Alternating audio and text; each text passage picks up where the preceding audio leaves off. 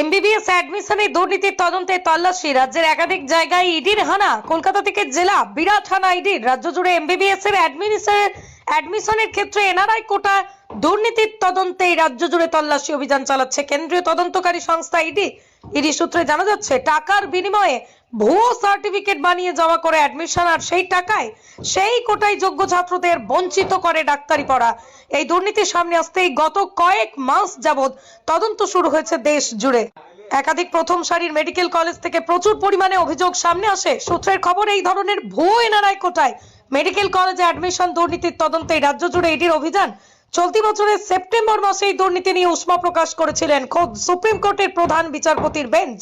সেই দুর্নীতির তদন্তে নেমে রাজ্যে আজ মেগা অভিযান চালাচ্ছে এনফোর্সমেন্ট ডিরেক্টরেট। কলকাতার KPC medical college and hospital, Bidhannagar, Budge Budge, Haldia, Durgapur এবং বোলপুরের শান্তিনিকেতন সহ রাজ্যের বিভিন্ন বেসরকারি মেডিকেল কলেজে অভিযান চালাচ্ছে ইডি। যাদবপুরের KPC medical college and hospital, সল্টলেকের BC-35 ব্লকে কেপিসি মেডিকেল কলেজ হাসপাতালের মালিকের আত্মীয় থাকেন, সেখানেই সাত সকালে অভিযান চালায় ইডির তদন্তকারী দল। হলদিয়ার লক্ষণ সেটের মেডিকেল কলেজে, বজবজ এলাকার একটি medical college, Durgapur IQ city হাসপাতালেও পৌঁছেছে ইডির টিম। এছাড়াও বোলপুরের শান্তিনিকেতন মলয়পীঠের মেডিকেল কলেজে চলছে ইডির তল্লাশি।